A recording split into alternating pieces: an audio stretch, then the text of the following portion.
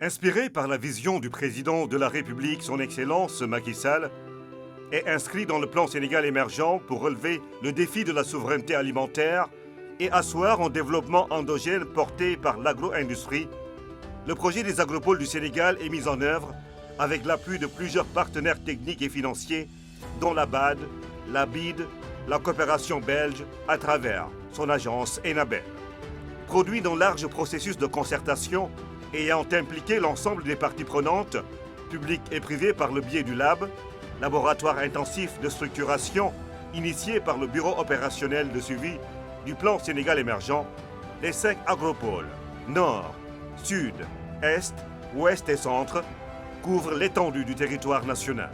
Les objectifs globaux de ce vaste projet Agropole, c'est d'abord de contribuer à la transformation structurelle de notre économie, comme c'est retenu dans le pilier 1 du plan Sénégal émergent.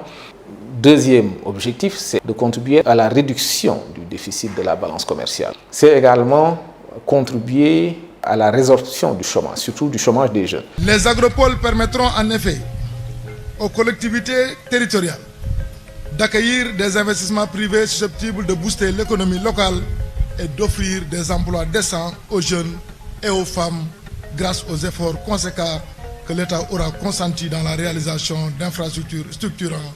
Pour ce faire, le gouvernement du Sénégal a mis en chantier une série d'infrastructures agro-industrielles, notamment le module central d'Adéane à Ziguinchor, financé par la BAD, et le module régional de Fatick, Melaka-Diaw, appuyé par la coopération technique belge Enabel.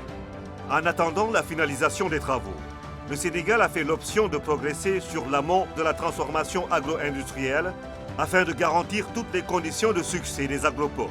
Sous la tutelle du ministère du Développement industriel et des petites et moyennes industries, qui a signé plusieurs conventions avec des structures spécialisées de l'État, dont l'ISRA, le Bureau de mise à niveau, l'ITEA, le projet déroule un paquet d'activités dans le but de renforcer la productivité des filières agro-industrielles, la mise à niveau des PME-PMI et l'employabilité des jeunes et des femmes dans les agropoles. En collaboration avec l'ISRA, le projet a mis à la disposition des producteurs de la zone sud du pays du matériel végétal amélioré et des semences de maïs pré-base à haute valeur nutritive pour la multiplication. 29 000 plants de mangue ont été distribués à près de 500 producteurs. L'ISRA a produit une variété de plants de manguiers pour accompagner les producteurs pour améliorer les parcelles de production. On a reçu 1450 pieds de manguiers de variété Kent qu'on a distribué à nos producteurs. 75 tonnes de semences base de maïs de variété Obatampa pour emblaver 3750 hectares de semences certifiées R1. Notre partenariat avec l'Agropole Sud est d'une grande utilité. L'Agropole nous a consacré beaucoup de formations et nous ont donné des semences pré-basses en quantité suffisante. C'était difficile d'en disposer ici avant notre accompagnement avec l'Agropole Sud.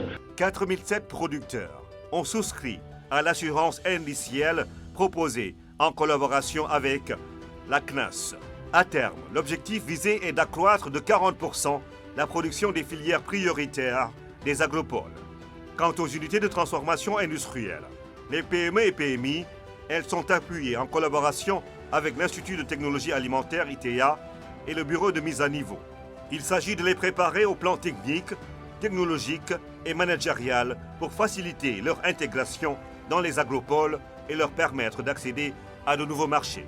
Le projet Agropole Sud a mandaté l'ITEA d'accompagner des unités de transformation qui sont au niveau des filières prioritaires, que ce soit la mangue, l'anacarde et le maïs. L'objectif, c'est vraiment de les mettre à niveau. Nous avons été accompagnés dans tout ce qui est formulation de produits. Nous avons également bénéficié d'une formation en tout ce qui est hygiène, qualité et environnement, ce qui fait que nous pourrons mettre sur le marché des produits de qualité. La compétitivité et la viabilité des agropoles du Sénégal repose entièrement sur un cadre attractif pour les investisseurs nationaux comme étrangers. Le gouvernement du Sénégal a lancé 3 grandes réformes structurantes portant sur un cadre réglementaire pour la régulation des produits agricoles ciblés et de leurs dérivés, des mesures d'accompagnement à la compétitivité des entreprises, des agropoles et l'ancrage institutionnel de la filière sel. Avec tous ces chantiers engagés par les agropoles et la perspective de création de plus de 500 000 emplois, le Sénégal est parti pour faire de l'agro-industrie le moteur de l'émergence.